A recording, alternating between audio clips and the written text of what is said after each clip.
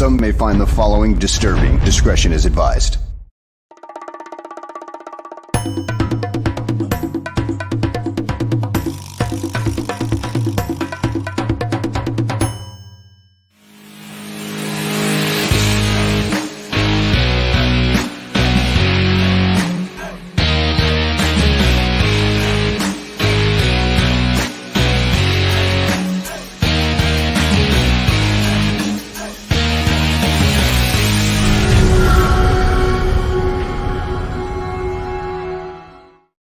Welcome, Bears fans from all around the world, to this fresh episode of GTF, Gabriel Talks Football. My name is Aldo Gandia, and what a round one full of some surprises. Where's Will Levis? Is he back home waiting for a phone call? And some not so surprises as the first pick overall in the draft. We're going to get the lowdown from Greg Gabriel, but I just want to let you know that tonight we will be live for every pick of the second and third round. It'll be Danny Shimon, Jordan Silvera, and myself heading the processes. And so let's bring in the star of the show right now, right here. It is Greg Gabriel. How are you, my friend? Good morning. I guess it's afternoon now. Yes, it is. Well, it depends on where you are in the world, right? Exactly. If I was in Denver, it'd still be morning. Good old Denver. I love Denver. You've been there lately? Not since I went to a game in about 2005 or 6. Oh no, was that the Marion Barber game? No, it was Colorado against Texas A&M. Of course, it had to be a college game. You're out there doing some scouting. Hank says, draft day 2, I'm ready for Professor Gabriel. Outstanding. And Mike says, I'm thinking that the Bears are going to move today. I think they have some target on the D-line that will be gone if they stay put. We've got a lot of other comments. But first, let's go to your immediate reaction regarding the Bears' first round pick, Ryan Poles' first ever selection in the first round as GM, Darnell Wright. Your thoughts? Like it. Is that good enough? It's concise. 2 words. We're done. Hang up. See you tomorrow. No, very solid pick. And the more, I had questions early on in the process about Wright. And my only question was his fit in the run game. Was he athletic enough to get out in space? And his combine and pro day showed that he was. Now, I'll tell you, there's a little interesting thing that I just caught this morning looking at Bears Twitter. And, they had on there when Ryan Poles and Flus called Wright and told me he was a Bear and stuff. And so Flus says, hey, you remember when we came down there and worked you out? So they had a private workout with this guy, and which I think is always, especially with offensive linemen, very, very important because you get to spend a lot of time with them. Private workouts aren't like pro days where you get a 15 to 20 minute time limit to work the guy out, work the whole group out, and then you get very little personal time. You can get them in the classroom, get them on the board. You can really see how fast he learns and retains things. So it's a quality session. So obviously they did that. And I'm sure when they brought him in, they put him in the bod pod to see what his body fat is. And, for the purpose of this show, I made a call today to my good old friend, Rusty Jones, who is the strength coach and the big guy with the bod pod and the percentage of body fat. Because I wanted to see what the optimum, what he's looking for now from offensive linemen as far as body fat. And he said, well, when I was there, because I said, Rusty, I was thinking it was 22 to 24% for offensive linemen. And he said, it was when I was with the Bears, but I've lowered it to 21. Oh. And which means Jimmy Arthur's done the same thing, or maybe gone to 22 because they, Jimmy Arthur is a protege of Rusty. And he said he did that because, as these facilities, training facilities at the team has, they they're putting in these big cafeterias. We didn't have that big we had a guy coming in and was doing some stuff, but we didn't have a full-fledged kitchen, even though we were feeding the guys breakfast and lunch. But now they do, and he said, so you got, and the Colts do too, all the teams do, but you got so much more control on how you feed these guys and to really teach them how to eat properly. So I'm going to guess, right, they already had a good idea where he was and probably explained to him. Now I'm guessing on this, but probably explained to him, hey, look, if we draft you, this is where we're going to want you, both weight-wise and body fat-wise. But I'm going to say they're going to want him somewhere around 320 from the 333 weight at the combine.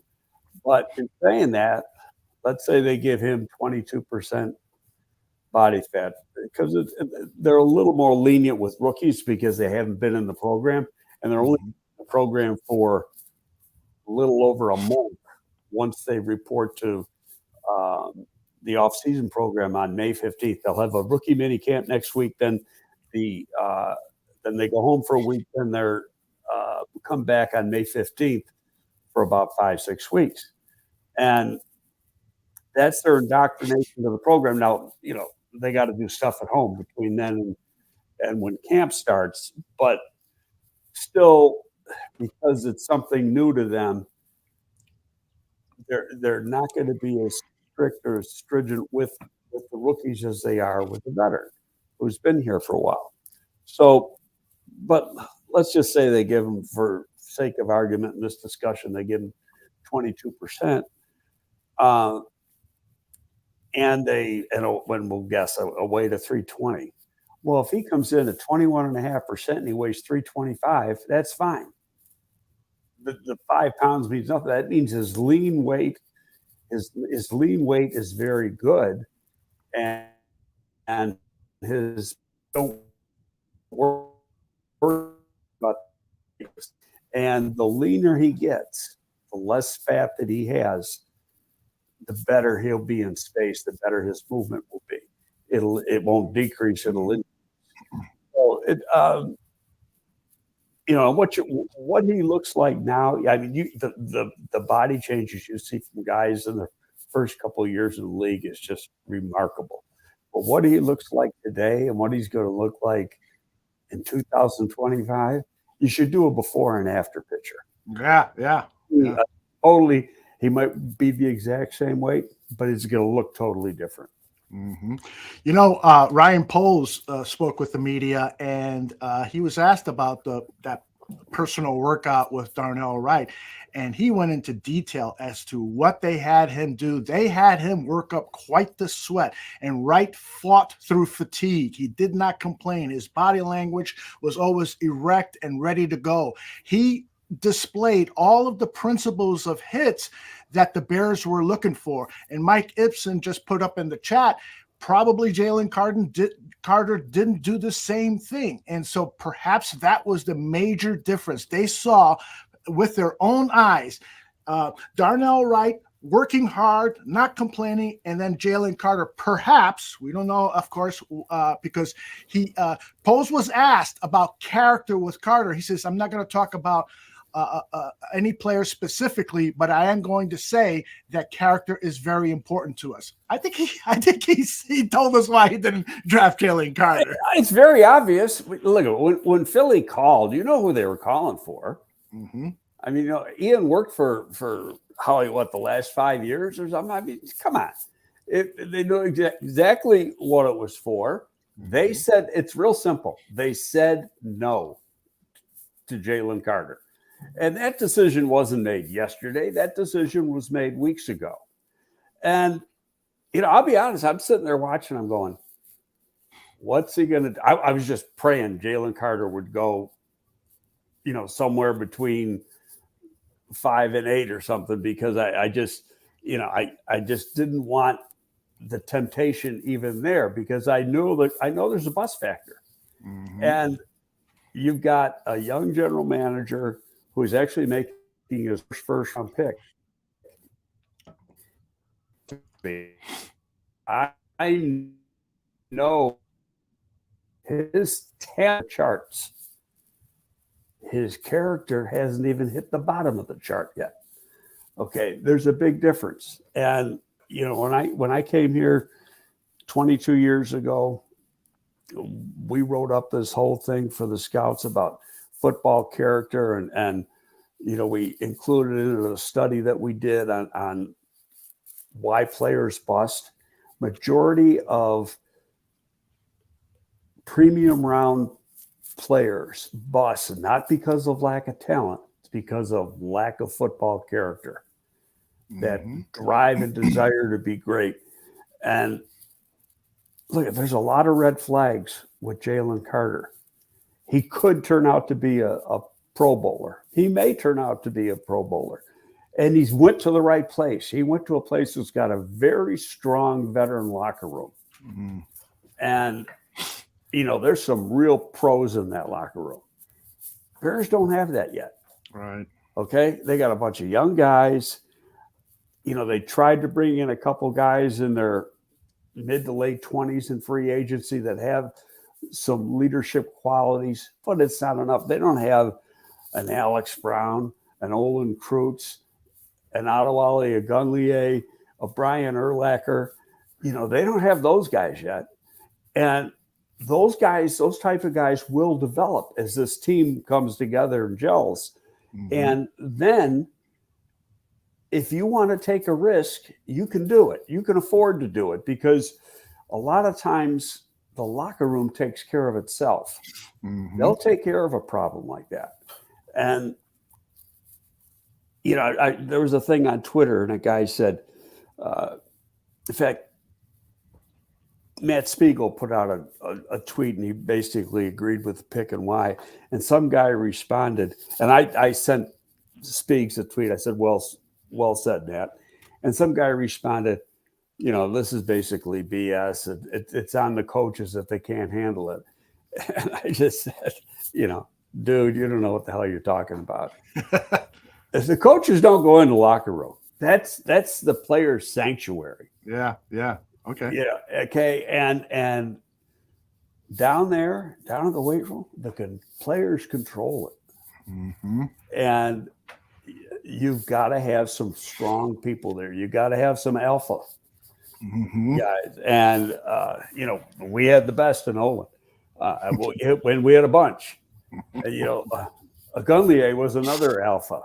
And you should have seen when Olin and Ogunleye butted heads, it was like, you better leave the freaking room because the things might start flying.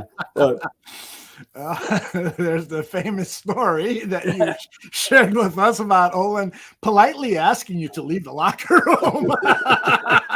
But it's Gabriel, get the fuck out of here. Yes, sir. No, it's all told, getting back to right.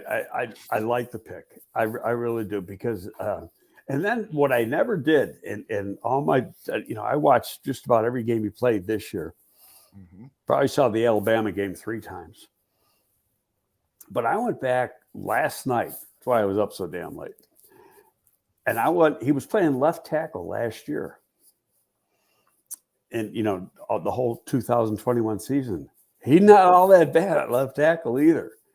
Now, I'd rather have Braxton because he's a better athlete. But if you got to put him there, you can win with him at left tackle. Not a doubt in my mind. He's pretty good. But, just think about this, too. You got 2 tackles on rookie contracts now for at least 3 more years. Yeah. Nice. That's like having a rookie quarterback. Yeah, right. Exactly. Now, let's talk a little bit more about Darnell Wright, the football player. I think the number one thing that stands out when you look at the metrics here is that he is 333 pounds, and that's about 10 pounds or so over the weight that you have prescribed for Bears offensive linemen. Do you think that one of the first things they'll ask Darnell to do is to slim down? I think that he's already been told that. I think that when he came in on a visit and they stuck his rear end in the bod pod, they told him what, they want him to be here. Whether he has started to work on it yet, who knows that. But, when he gets here, they get, they don't weigh him in every day, but they weigh him in once a week. Mm-hmm. And, they teach him how to eat. It's a very concise program. Mm-hmm. It's not just, okay, you're coming in, you're going to lift weights. No, it's a whole program that starts with nutrition, and then it's the conditioning, how they're going to lift, what areas they're going to work on, what areas are weak, what areas are strong. Here's what we got to need. And don't forget, he's a rookie. He's not going to get it all done between now and July when camp opens, mm-hmm. or now let's say August 1st when camp opens. Mm-hmm. But he's going to get part of it done. And, right now, if he didn't do a frickin' thing between now and camp, he's better than what they had at right tackle last year. Mm-hmm. There's no question. So you've upgraded the team tremendously. In fact, you look at between Nate Davis and him, moving Cody at center, bringing in more. This offense is a lot better than it was a year ago. Mm-hmm. Way a lot better. Yeah, I titled the show Poles is building his own wall, and there's going to be 3 starters for the Chicago Bears offensive line that are Poles picks. The guard that they picked up from the Titans in free agency, the draft pick from Tennessee, and of course Braxton Jones from last year. So 3 of the 5 starters will be at least 3 of the 5 starters will be Poles selections, and he's doing it in his image, his desires, his scheme. And that to me is really exciting because it's so cohesive. It's so well planned. It's so well thought out of. And I understand there's a lot of fans who are upset about Jalen Carter not being picked. And one fan just said, I was excited about his upside. But you could consider this a conservative pick. But as you've been saying, Greg, this is the right pick because it's a locker room pick. It's all the things that fit for this organization. Okay, let's look at it this way, because I haven't been here nearly as long as you have, but I've been here 22 years now, mm-hmm. and so I get how Chicago works. Let's say they took Jalen Carter, mm-hmm. and Jalen Carter doesn't turn out the way some of these fans wanted to take out. Mm-hmm. Who's going to get all the criticism? Whose head they going to be calling for? Mm-hmm. They're going to be saying, why did Ryan Poles take that guy? The people who were preaching for him are going to be the first people screaming. Yep. It's the way it works here. You know what? And he made an educated decision. He made the right decision. Not a doubt in my mind he made the right decision. This team is not ready to take on the likes of Jalen Carter. Just not. It's not in the books. And people can argue. I don't care. I'll tell them, screw you. You're wrong. I love it. What were there any surprises? I mentioned one at the top of the show, but for you, what were the surprises in the first round of this draft? I don't really look at the order, just the names. Mm-hmm. But the one number 3, Houston trading up and then taking Anderson. Now I got a text from a guy that I'm close to down in Houston who's connected. He doesn't work for the team, but very close to the situation. Mm-hmm. And he said, doing a reversal. It's going to be Stroud. And so I said, you sure? And he goes, 100% positive. And, he alleviated to the owner wants a quarterback. Mm-hmm. So then they did this, they got a lot of extra picks. They had more picks than anybody, I think, in this draft. And they got extra picks next year. Right. So, all because of the Deshaun Watson trade. So then they turn around and go, okay, GM wanted a real good defensive lineman or edge player, preferably an edge player. The owner wants a quarterback. Well, they both got their way. They got the edge and they got the quarterback. Houston did a hell of a job, but I think that was the first surprise that they traded up. But Nick did what he thought he was going to do. Did not shock me that the Colts took Richardson. That was Ballard thinking not today, thinking what this, and he believes in the head coach because of the job that coach did with Jalen Hurts in Philadelphia and bringing him along. And I'll tell you now, the Eagles, you go back a few years ago, the Eagles took some heat for taking Jalen Hurts even in the second round. Oh, yes. I remember that. So, yep. And now he's 260 million or 250 million richer. So, I think they're looking, I was texting back and forth with Chris after he made the pick. And let me see if I can get, I said, let's find this here. I'll read this from Berlissimo. He says he's very happy with the Darnell Wright pick. He's and with Nate Davis, and today we might have John Michael Schmitz or Luke Whippler from Ohio State, or a three tech or an edge. So this could don't count on a center today. Don't. Oh, okay. Okay. I'll tell you why, and it's because, especially after drafting the tackle, you've got a rookie tackle, a second-year tackle. You've got, for all intents and purposes, you've got a second-year left guard in Tevin.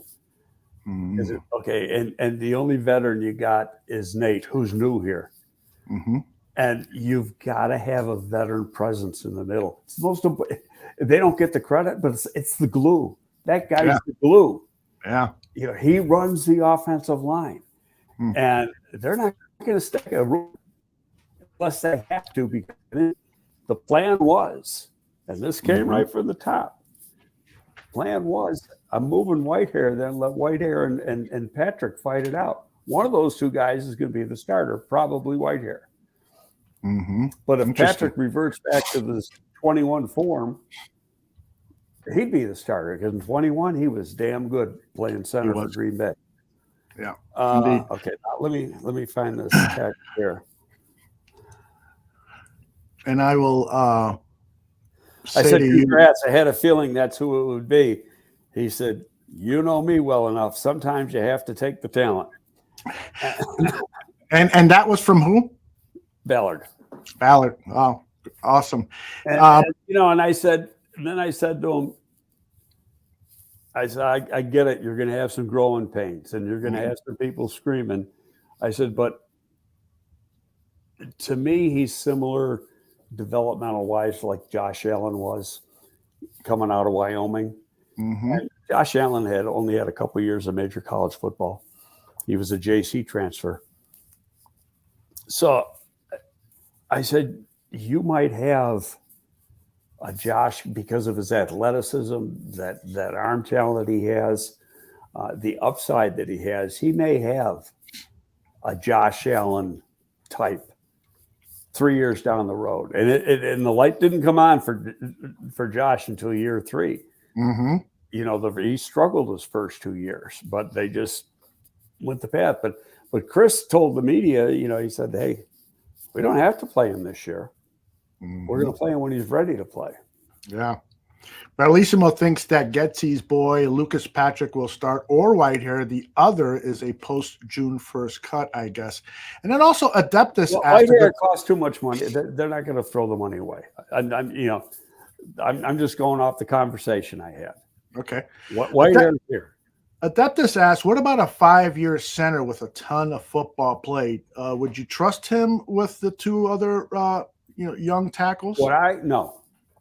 I'd only do it if don't forget, you got a young guard too, and you got a new guard at the other place. The guy came from a different place. It's I know how important the position is, and it's very, very important. that you have a veteran in the middle. If you had a bunch of veterans at the rest of the line, you could do like what Baltimore did last year on bringing a rookie. Yeah, that's a different story. They don't have that this year. So and there's some good centers out there, and for the most part, centers are day 3 guys. Right. Okay, but a couple of these guys will go. But there's 6 names here. There's Schmitz, Tippmann, and I'm not a big fan of Tippmann because of the one game I saw where he was on the ground 15 times. That's 15 times too many because good linemen are never on the ground. Yeah. Okay. Weipler from Ohio State, Oluwatimi from Michigan, Stromberg from Arkansas, Scruggs from Penn State. And a couple of those guys can play 2 positions. And I think, the guys who can play 2 positions have more value, especially if you're going to be a backup center. Most teams want to dress 7 offensive linemen on Sunday. Okay. To do that, you got to have a guy who can back up at center and guard, and then a guy who can do guard and both tackles. Right. Okay. Otherwise, you got to dress 8. They don't want to dress 8. Yeah. So if you can get a guy who can play multi positions and has some experience there, then that has a little more value on draft time when they go to draft people. Like the kid they drafted last year, I'll tell you what, now he was another groundhog when he was in Illinois, and he improved his leg strength because I don't think I saw him on the ground in the preseason before he got hurt. He played pretty darn good. So he's not out of the picture. But it'll be, people forget about him. He tore an ACL or something, and he missed the rest of the season, after I think it was the 3rd preseason game. But he's not a piece of chopped liver. That's a talented kid. Yep.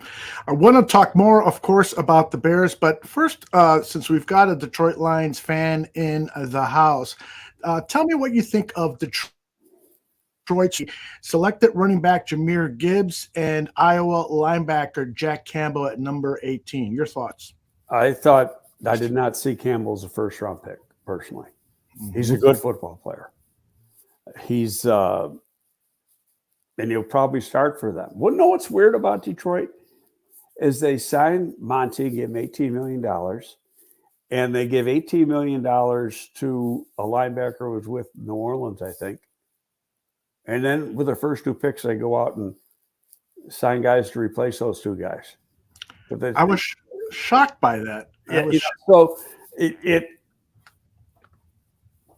Gibbs is an entirely different runner than Monty.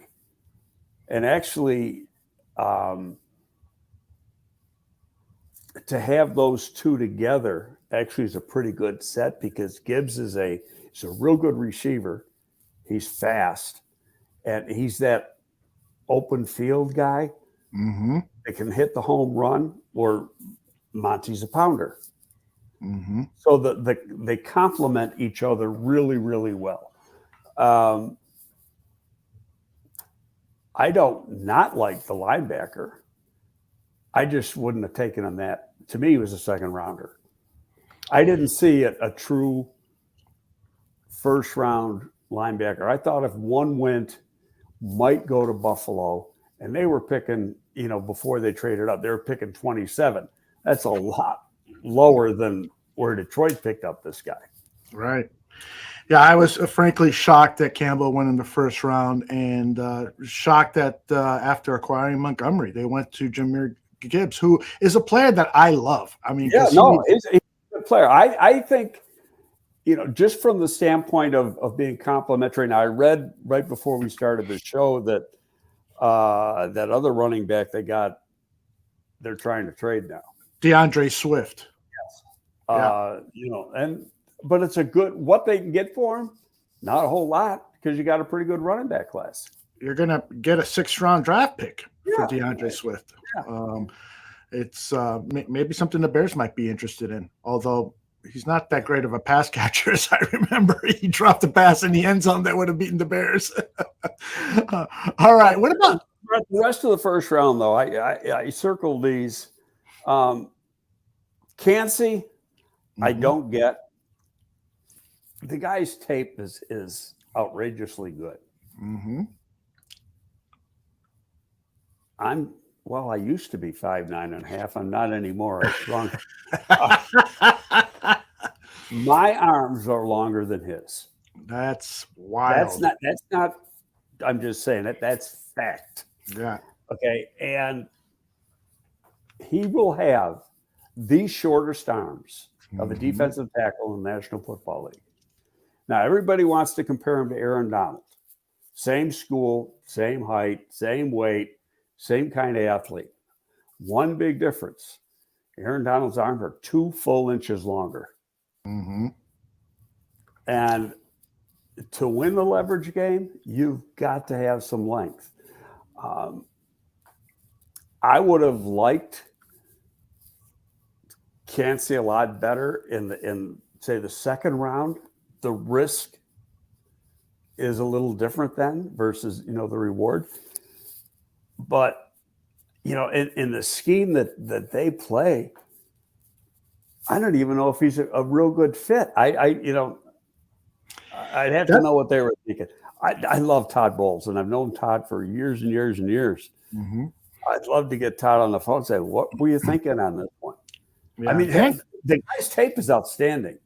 But you still got to, he's still going to come into the NFL and play with guys with arms 3 and 4 inches longer than his who are pros, not going against college guys. Right. Danny Shimon remarked the same thing last night when the pick was made, is that he doesn't seem like a scheme fit at all for the Tampa Bay Bucs, so they must have a plan on how they're going to use him. Well, I can see him as a DPR, right? But you're going to use a first round, and let's face it, you're in nickel 75% of the time, but you're going to use, a pick in the teens on a DPR. Yeah, that's pretty wild. But I'm sure they've got a plan. They got a lot of smart people running that organization. Yep. What do you think about the Green Bay Packers pick of Lucas Van Ness at number 13 overall? Well, being that I'm a Bears fan, I like that. I thought they were. I thought that they were going to go wide receiver or tight end, but in the Brian Gutekunst way of doing things.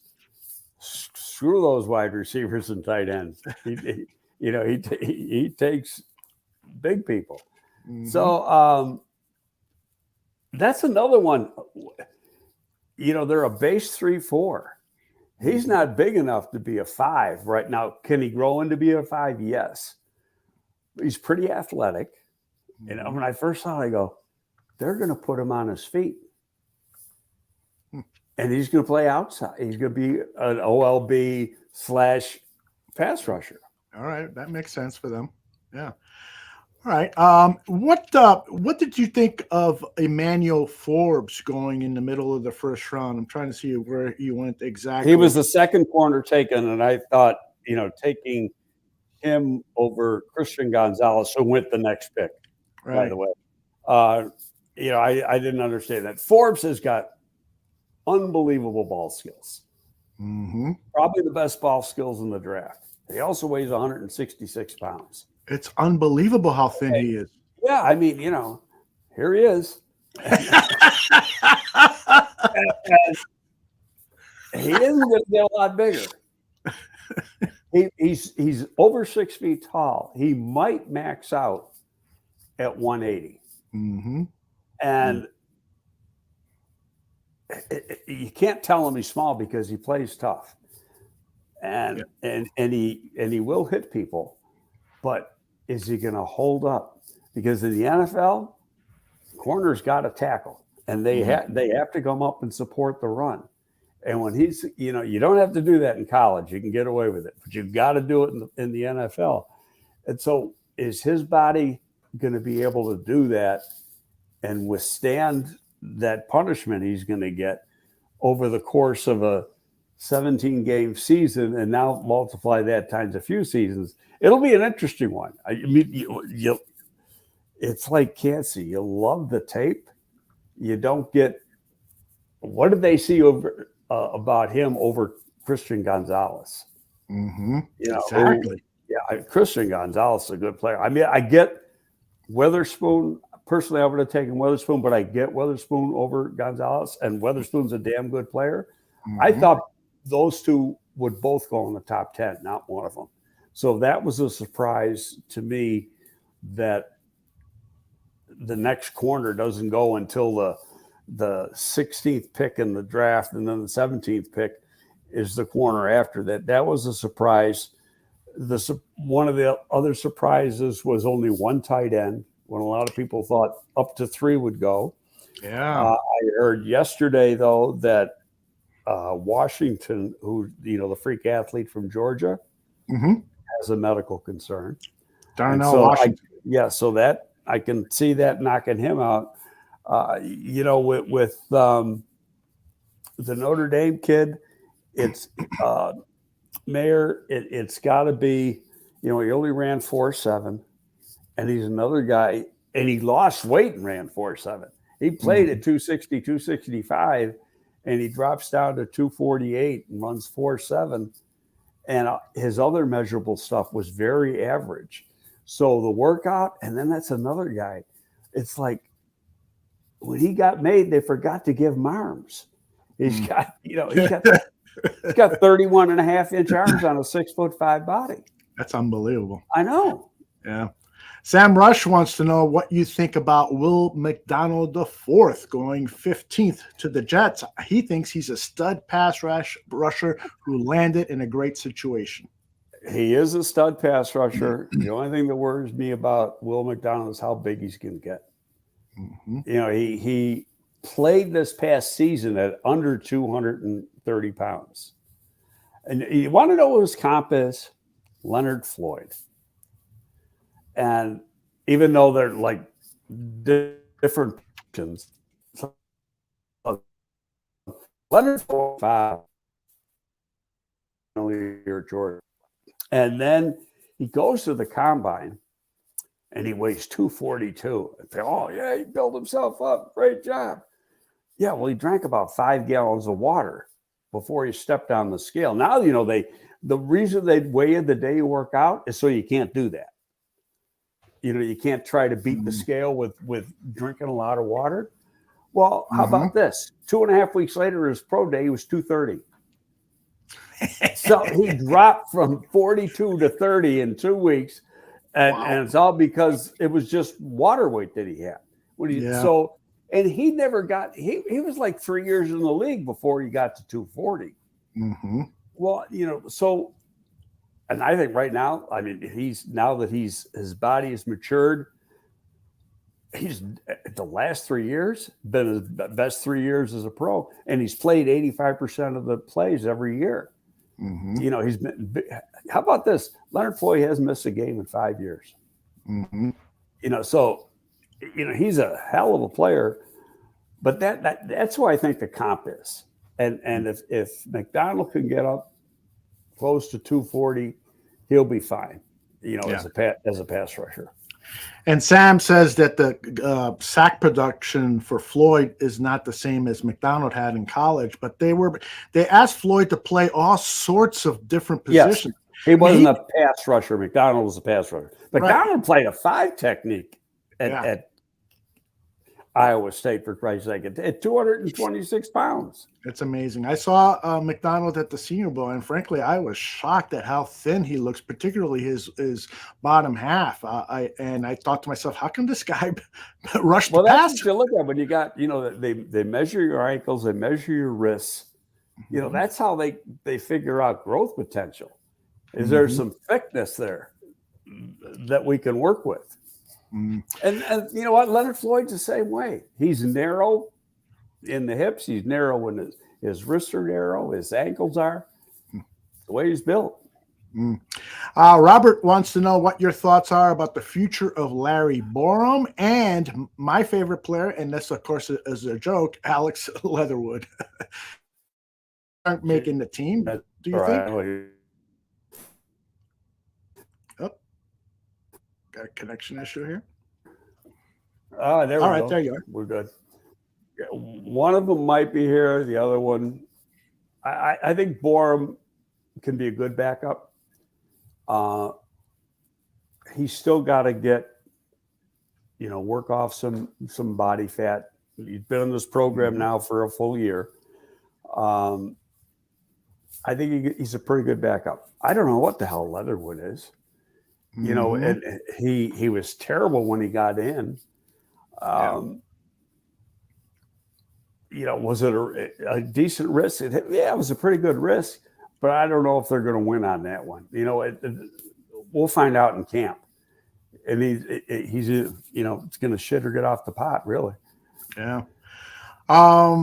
Let's see. Adeptus says Lions could have taken 2 top shelf cornerbacks and locked down the North for the foreseeable future, and instead their GM flinched when things went awry. What do you think about that comment? Well, it was supposedly they wanted Witherspoon, and Seattle took Witherspoon at 5. Uh-huh. So then they trade out. Mm-hmm. But they still could have. I mean, they must not have liked any of the other corners because they had a chance to take them, and they didn't do it. Mm-hmm. And not only did they have a chance to take them once, they had a chance to take them. No, the second pick for Campbell, the corners were already gone. But they had an opportunity with their first pick to take them, and it took the running back. As for tonight, Renewable, who is recuperating from surgery, hope you're doing well, Renewable. He asked Keon White and Adetamiwa Adebore, would you be mad with getting any one of those guys? One, not both, because in my opinion, they're both the same position. Right.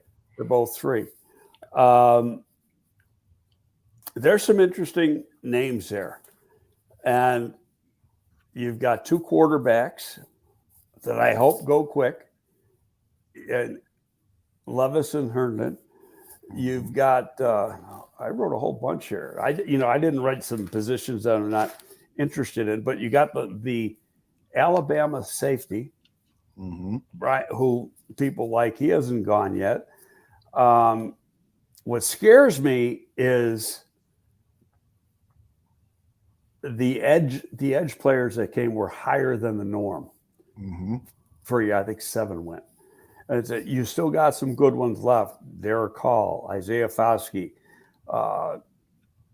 Isaiah McGuire from Missouri, Yaya Diaby from Louisville, Byron Young from Tennessee, DJ Johnson from Oregon, Zach Harrison, Ohio State, BJ Ojolari from LSU. There's some good players there. Yeah. Some of those guys aren't seconds. They might be thirds.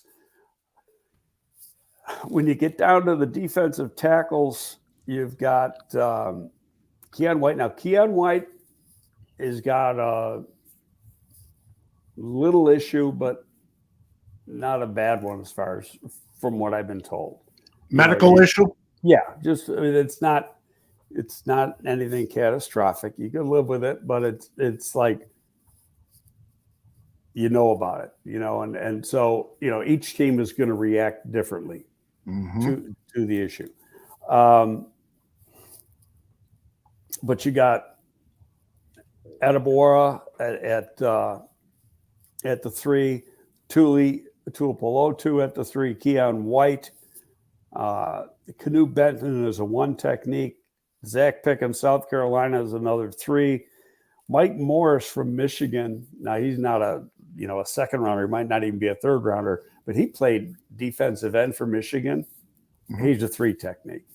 And Jalen Redmond from Oklahoma is a 3. Dante Stills from West Virginia is a 3. Gervin Dexter from Florida is a 1. Byron Young from Alabama is a 3. Some of those guys aren't going to go in the second round. They're going to go later. But that's what I came up with that might be interesting. There's probably some others that I don't know. There's one guy they brought in who's really interesting, and he's a non-combine guy, so you got to figure he's day 3. but his name is Alexander, Deslin Alexander from Pitt. Yes, I've heard of him. Yeah. Yeah, and he was a defensive end at Pitt, but he projects to be a 3 technique. And he's pretty athletic. So, that's a possibility. Are they going to trade up? I think they're going to be tempted. If that pick they got from Philly for this year or for next year was a this year pick, it would have give them a little more ammo. But you know what? I wouldn't be shocked if they decide they want to go up high into this second round. Don't be shocked if they give up the worst of the ones next year. Ooh. I'm not saying they're going to do that. Yeah. But if you want to move from 53 to say 34, 35, yeah, you got to give up a lot. Indeed, you probably will have to. Wow. Yeah, let's stay where we are. But the Post did say at the press conference after the selection of Darnell Wright that there is a possibility that they could go up, and there's also a possibility that they could go down. Now, I think that's GM speak. They just want to keep everybody guessing. But we know now Ryan Poles' reputation as a GM. He is not afraid to wheel and deal. Back to the Darnell Wright situation, or excuse me, the trade to move down. Are you satisfied with a 4th round pick in 2024 with that deal? Did that work out? Yeah. What was it? We got to try that pick it's like worth 100 points. Yeah, right. They got more than that. They got, if it's even 100, and they got more of it than that, and they still took the guy they were going to take. Yeah. Philly didn't have to make the move, but basically it was a free pick for. But it gives them more. You can use that pick too in a trade, because don't forget they've got an extra 1 next year. And do we got FedEx out here? I don't know. The dog's barking. I don't see it. So, but it's. What is going to get down to, Aldo, it's how their board is set up. So where do they have some of these players we talked about on their board? Now, there's some pretty good corners, too, now. Joey Porter from Penn State, Cam Smith from South Carolina. There's the other South Carolina corner, Kelly Ringo from Georgia, DJ Turner from Michigan, Julius Sprents from Kansas State. I wouldn't be shocked if they took a corner, even though you got that huge need, because you got the first pick in the 3rd round too. So, if they stay put, they're going to get some good players, but you might miss out on either a real good edge or getting one of those 3. I mean, you got to see how it falls. You got to praise some of these guys that are going to go high, and if all of a sudden you're 10 picks in and you see somebody you really like that you really want, now the cost to go get him won't be anywhere near as much. Right. And I did get the impression that, and I guess this is not a surprise, but that he is targeting somebody or a couple of guys in this 2nd round. And I would not be at all surprised if there was some minor movement up to grab that person if they see that player falling down. Like Prevent Defense says, a Foskey or Adebawore or White. Well, what we don't know is what they think of these guys. Exactly. Where do they sit on the board? We can sit here and go, well, they got to move up and get this guy. They might not like that guy. Absolutely. I get that. Okay. I'm going to look up, while we're talking here, I'm going to look up the trade chart here.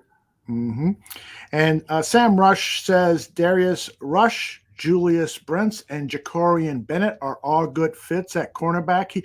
I agree with. I love those three names. Probably Brents is my favorite of those three, and then a close second is Jacorian Bennett, the kid out of Maryland. Joey Porter's pretty damn good too now. Oh yeah. I thought Joey Porter was going to go in the first round. Yeah, well, that's the thing, though. I'd be shocked if Joey Porter isn't drafted by the Pittsburgh Steelers early in the second round. I mean, that just is like the perfect place for him. His dad played there. I'd be shocked, but I don't know. For sure. Yeah, well, they got the first pick. That's right. That's right. But you look. Let's see. Chicago's at 53, so that's 370 points. To move up to 43 is 400 and total of 470. They're at 370. It's 100 points to move up. 10 picks. Okay, that's not a whole lot. That's like, you could use your first pick in the fourth round to do that. And Swift says that he looked it up. It's 170 points to move up from 36, and so I'm assuming that's from the their second round pick. And these charts, by the way, are different. Some of the values. There's a number of them out there, and some of the values have changed. But all they are is a guide. It gives you a baseline of what you got to do. Yeah, indeed. So you use. Let me go back to. Okay, Chicago traded with Philly. It was that was only a 50-point move. So going from 11 to 10. So and next year's 4. That's fine. Let's see. We've got Squeegee asking, seems to me we are a center away from a solid offensive line. We talked a little bit about this earlier. A corner away from being scary, from having a scary back seven. What position, Greg, do you think we should select next? D-line. Absolutely. It's the weakest position on the team. Yes. Put it this way. They'll have to do it next. 2 of the 3 picks tonight have to be on the D-line. Doesn't necessarily have to be the first one. The 3. One to be an edge inside. Yeah. King Pookie Nation, I think, represents a number of disgruntled fans who think that Ryan Post is just not drafting any blue chippers. What do you say to King Pookie and other fans who have been critical of Ryan Post's drafting strategy? Fuck off. They don't know football. You know what? They just don't get it. Because number one, they couldn't tell you who's a good player, who's a bad player, who's an indifferent player. They don't have the acumen to be able to do that. So they can sit and they hear names, and they hear Mel Kiper, and they hear DJ, and they go, well, those guys must be right. Well, no, DJ never ran a draft. DJ was an area scout.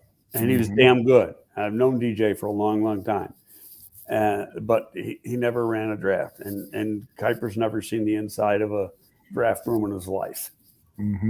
Okay, so, the information they have, and DJ has more information than Mel does because of his connections with Howie and people at Baltimore where he's worked. He gets some good info, but it's still like his opinion. When you look at, how the board came off versus how his board was, it's entirely different. And that's the way it is. I mean, what have I been saying for weeks here? No 2 boards in the league are alike. And just because one guy has player A up real high, that doesn't mean Team B has that. They all differ.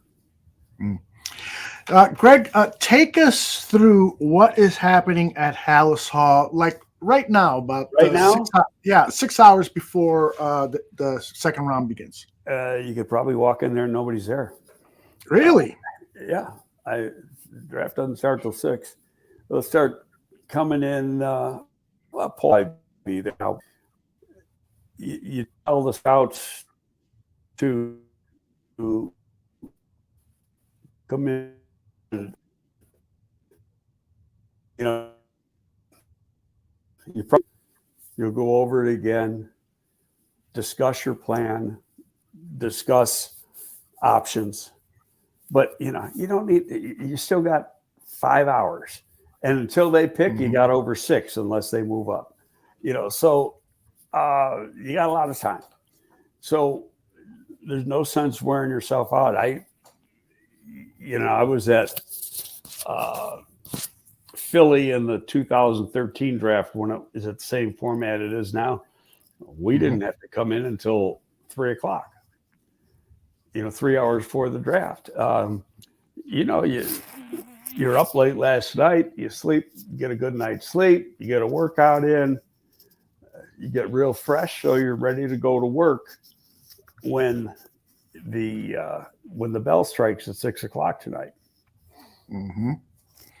All right, let's take a look at what Sophisticated wrote here. He asked me to get your comment. So basically, Poles took the number 1 pick that was handed to him by Lovie Smith with that win by the Texans and flipped it for a number 9, a number 10, a number 61, 2023, DJ Moore, Darnell Wright, 2024 first, 2024 fourth, 2025 second. Now that's value, fellas. Yeah, that's a good way of looking at it.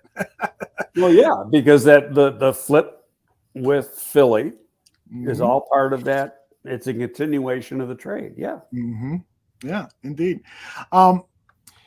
You noted 2 or 3 players that you've learned had some medical concerns. Any other names that you have learned of players who have some medical concerns that might explain why they will fall in today's draft or tomorrow's draft? Anyone else that you can think of or that you learned of? I sent you a couple of names, and now I can't remember. Okay, wait a minute. Let me get into my text because that's where I got it.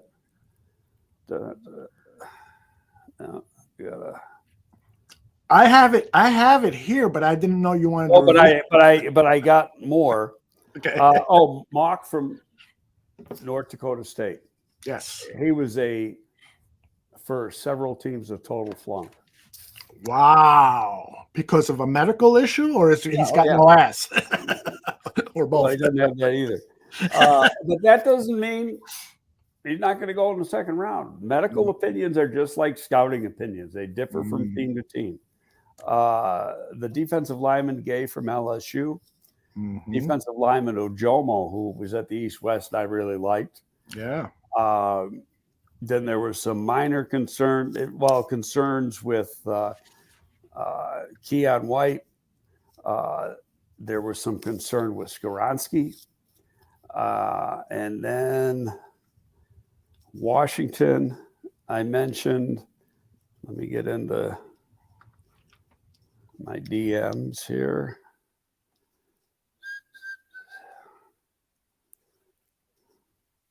Bear with me. No problem.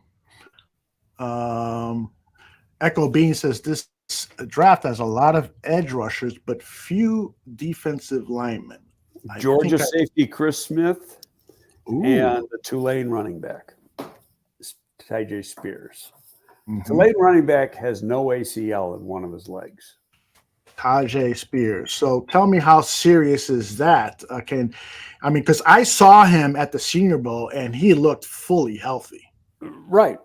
And that is going to be a team by team basis. We had a player who played 6 years for us, maybe 7, who had no ACL, but he wasn't a running back. Roberto Garza. In fact, Roberto was originally with Atlanta, and he tore an ACL, and they took his AC. They gave him a cadaver's ACL and put it in. but it didn't take, and it just disintegrated. He had no idea. He played like a full season on it and had no idea that it wasn't even there. So he's up for free agency. He goes to Baltimore. Mm-hmm. He agrees to a contract with Baltimore until he takes the physical, and they flunked him. So kind of like the guy last year with the Bears. And so we brought him in, and the doctors looked at him, and they measured. One of the things they did was measure the strength in his quads and his hamstrings and stuff. And, asked him how many games he had played the previous, just double checked on how many games he had played the previous season and when he had the surgery and all that. And they just said, you know what? I think he can get by. And I don't remember him ever missing a game. He might have missed a couple, but you can watch on Instagram. Roberto's got a gym down in Texas, and he trains kids. I mean, he's still doing deep squats with no ACL, but he's a lineman, not a running back, who puts a lot of, has a lot of change of direction. So I can't answer it. That's up to the doctors, and the doctors are going to say, you know what, you can do it, but he's a play away from never playing again. Or they can put one in. But right now, I mean, you can have a surgery and put one in, and, you can take one out of a cadaver, or you can do it, from the patellar tendon or something like that, and do an ACL repair. But, we know it's going to be 10 months. So it's not that he's not going to be a total medical reject, but he is a concern, and it could, hurt where he's going to go. He's probably going to go a lot later than you would think because of that.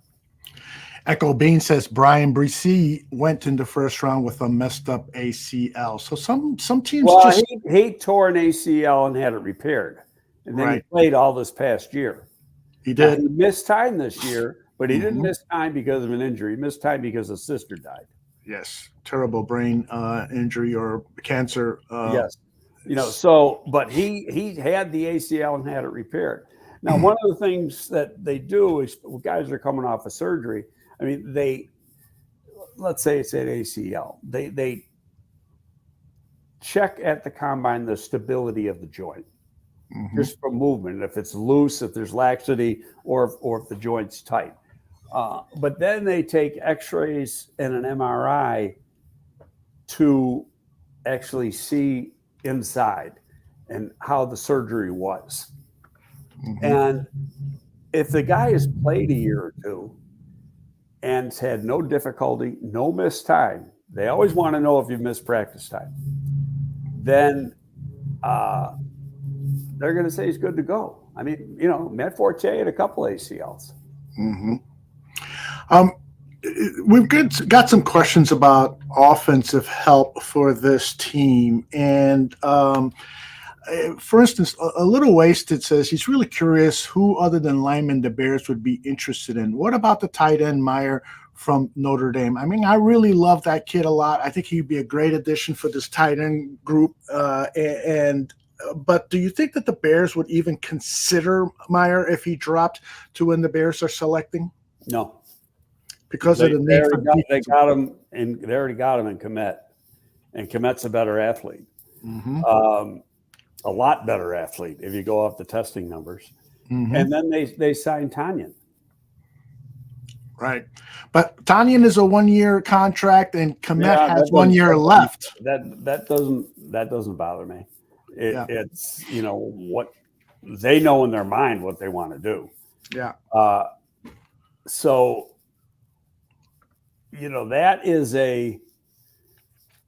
you're trying to build a team, put a team together.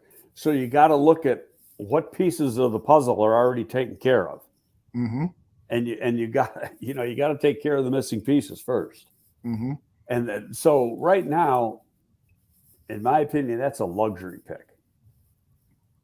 Okay. Now, do I think he's going to be gone? Unless they trade it up, I'd be shocked if he's still there at 53.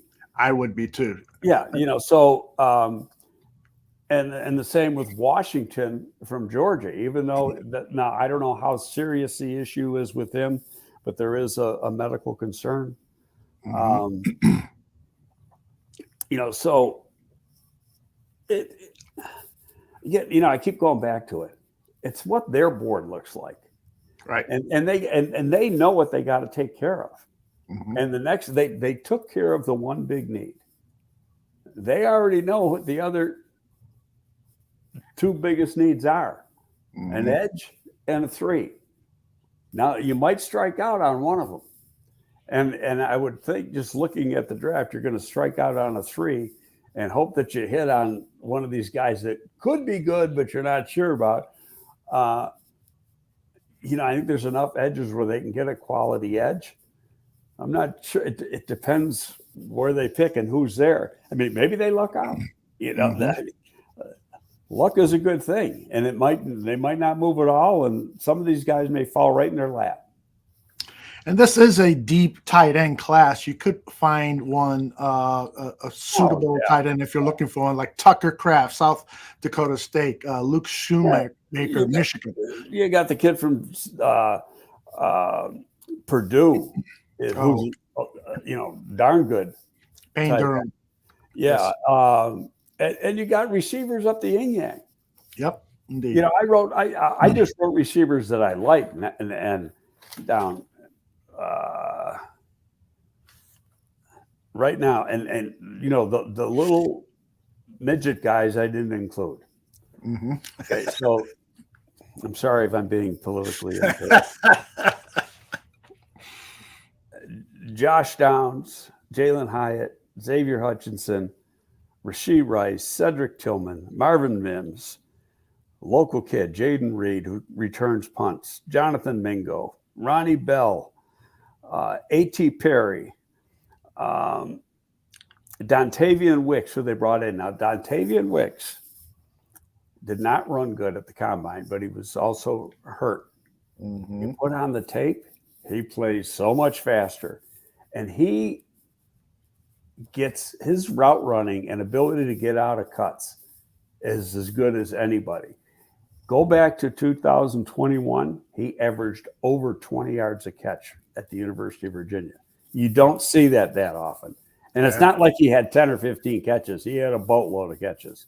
Yes. And he played for Luke Getsy at the Senior Bowl. And so we know there's that connection there. And like Darnell Wright played for Getsy at the Senior Bowl. Okay, there's Charlie Jones, another local kid from Deerfield. Love that guy from Purdue. Okay, there's a speed guy. I don't like him as a receiver because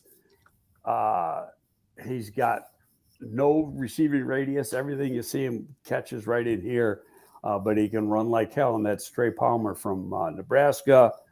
And the same with the kid from Princeton. I don't know how to say his last name. Iosava. Another big kid who can run. But, these guys gravitate towards big guys.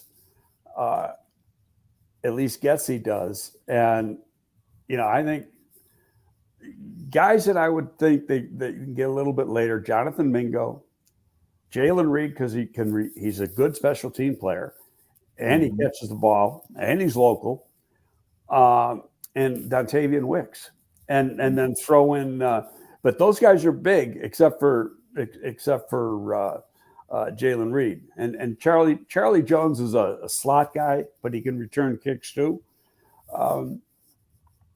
But I think they're going to take one. I don't think they're going to take one tonight. I think they could take a corner tonight, but my gut feeling is the corner would be with the third round and not in the second. And I do believe they can take a center, but I think that'll be tomorrow too. Interesting.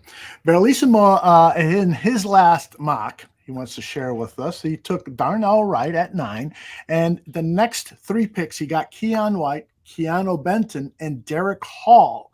All still there, Greg. What do you think? He's 1 for 1 already. Do you think he could hit on these other picks? Well, he got to be real lucky. I think the best chance is Benton and Hall, because I think Benton's a 1. Mm-hmm. So Benton gives you good depth at the 1, but he's not a 3. I don't care what anybody says. He's not a 3. Danny Shimon thinks he could play the 3. I bet you Barlissimo thinks that too. And I play the 3. I know exactly, isn't it? Can you play with it and play him there because you don't have anybody? Yeah, but you're always going to be looking to replace him with somebody better and move him to the 1 because that's what he is. So yeah, they could strike out and say, okay, that's going to have to be our guy for 1 year, but that's not what you're looking for at the 3. That I'm 100% positive on. Okay. Let's see. Is there a particular player that you would love to see the Bears target tonight based on your analysis, your knowledge of the needs of this team? I was hoping Felix Sanaduki, I won't even try to pronounce the rest of the name. I was hoping he would fall to the second round, but clearly the Bears would have had to trade it up for him. He went as the last pick of the first round. So exactly. Good football player and one of my favorite players in the draft. Yeah. I wish I knew what they thought about Isaiah Foskey, but I would like one of Foskey, Hall, and then if you can't get one of them, then either McGuire or Diaby at the edge. And then I'd love I'd love Adewara, and if he or Keon White, but if you get neither, hope Tui Peloto's there for me. But again, doesn't matter what I want; it's how they got them lined up. I know, but we want your opinion right now because we can't get to their opinion. But you've talked to some people, and so you have kind of a understanding, a firm understanding of what their preferences are in terms of scheme fits and something like that. I mean, you can kind of puzzle these responses together with your knowledge. Is that fair to say? Yeah, it's fair to say, but still, and if I had a 10-second view of their board, I could come up with all the answers. And all I need is 10 seconds. It's just enough to take your camera out and take a picture of it and study it, right? Anything else, Greg, you want to share with us before we pull the plug on this edition of GTF? No, it'll be interesting. Day 2 to me is always the most interesting day. Yes. Okay, there are going to be some picks more so in the 3rd than the 2nd that are going to be what? Because you're going to see guys that some teams have real high that, other teams have low. And in fact, the best guy, and I might have said this before, I listened to Brandon Beane, the Bills general manager, pre-draft presser, and he explained it better than anybody about how the difference in boards are, and that boards are set up according to scheme fit and who can play in the scheme versus who can't, and how your high 3rd round guy might be a low 5th round guy for somebody else and vice versa. It's just the way it is in the league. And so, it's you got to hope not, there's players here that I really like. And I like him so much, I'd say, I think we got to go up and try to get one. But it depends on, what's everybody else think and what's their board look like. Because, I mean, if they got, let's say they got Adewara ranked as a 50th player, they aren't going to trade up to get him. They're going to sit and wait. Yeah. Regardless of what I think. Interesting. Well, I got to tell you, I am so impressed with Ryan Poles, and I'm not saying that the draft picks he's made or will make are going to hit, but I am so impressed with his methodical approach to building a winning team. He is staying true to his principles. And for that, we should be applauding him as opposed to chastising him as some Bears fans are doing. He is making the picks that he feels are right for the system, and he's not deviating from it. One of the great quotes is, if you draft exceptions, right, Greg, you're going to have a team full of exceptions. And lose. But, I've said it on here. I tweeted it out a couple times. I said, regardless of who the Bears take, there's going to be a group of people that hate the pick. Yes. And they're going to MF polls to death. Mm-hmm. You know what you got to do? You just totally ignore them. Mm-hmm. Because in the end, he's going to come out to be right. Yeah. Let's hope. Sam says, any combination of Addy, White, McGuire, Hall, Yaya, Brents, Rush, Bennett, or Avila would be good. I am with you. Avila's not a big guy. He's not a fit. He's not a fit? No. Okay. No, he can't move the way you're supposed to move in this offense.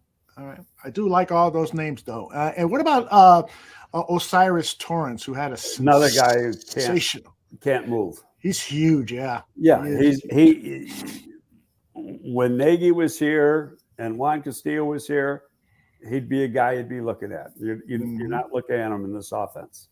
You got to think, just think athleticism. Mm-hmm. Osiris Torrance has none. Mm.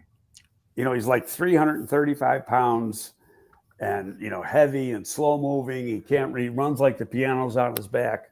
Mm-hmm.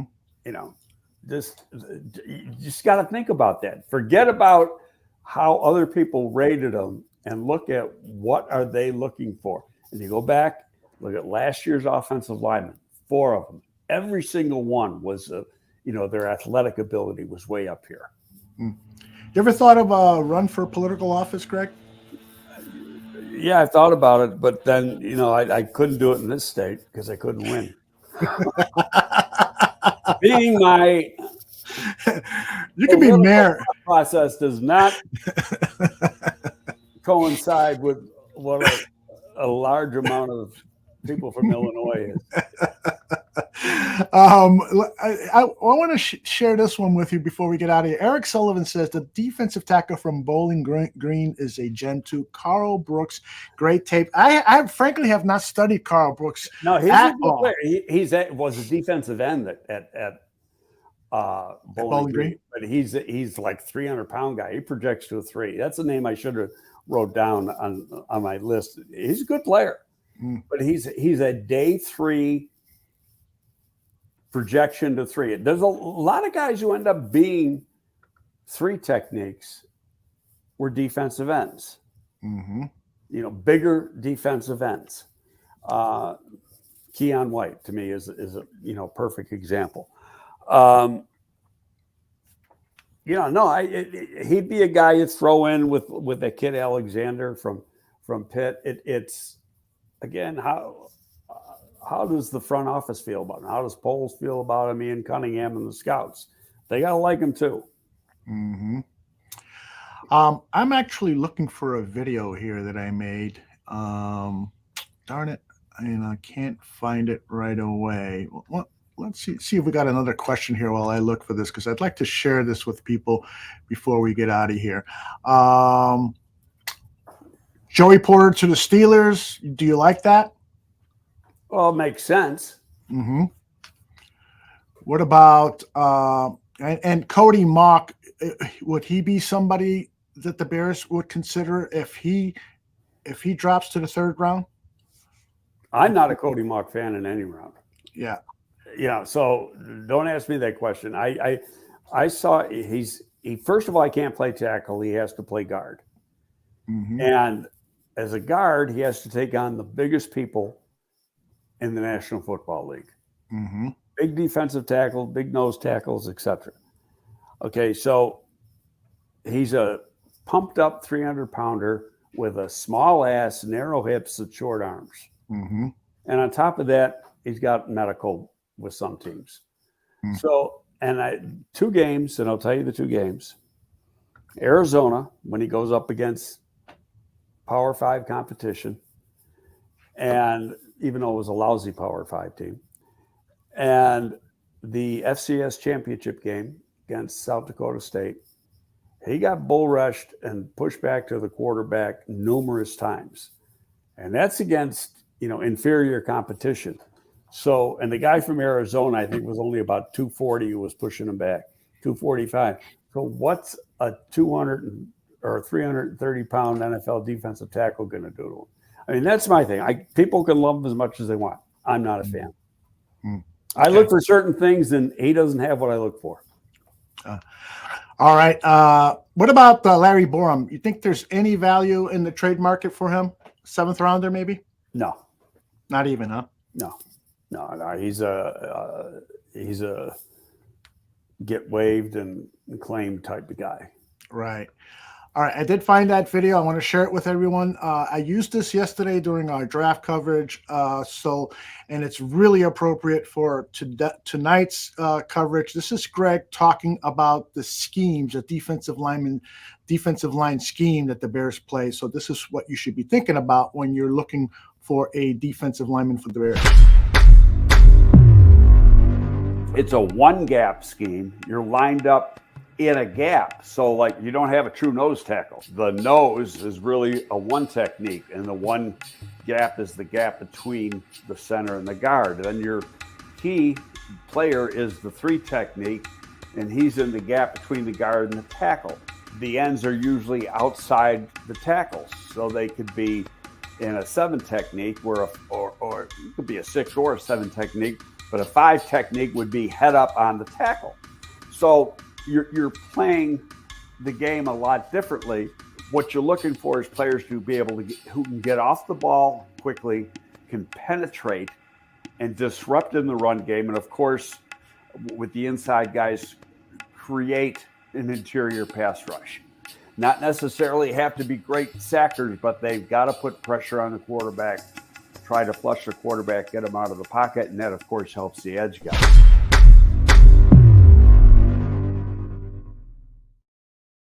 Perfectly stated. God, that guy's pretty good. You ought to hire him. I ought to pay him more money is what I ought to do. Greg, you are the absolute best. You are the absolute best. I'm looking forward to our chat tomorrow morning before day 3 of the draft. We're doing that, what, 9 o'clock or 10 o'clock? You name it. Let's do it 9 o'clock. Okay. All right, let's do 9 o'clock, and I'm looking forward to that. And I want to thank everyone who has joined us live here at the Barroom Network's YouTube channel. And let your friends. Wow, we got over 300 people watching live. That's a nice thing. Please hit that like button. Please subscribe to the Barroom Network. You will be alerted every time Greg goes live. And we'll see you all soon. Take care, everybody. See you.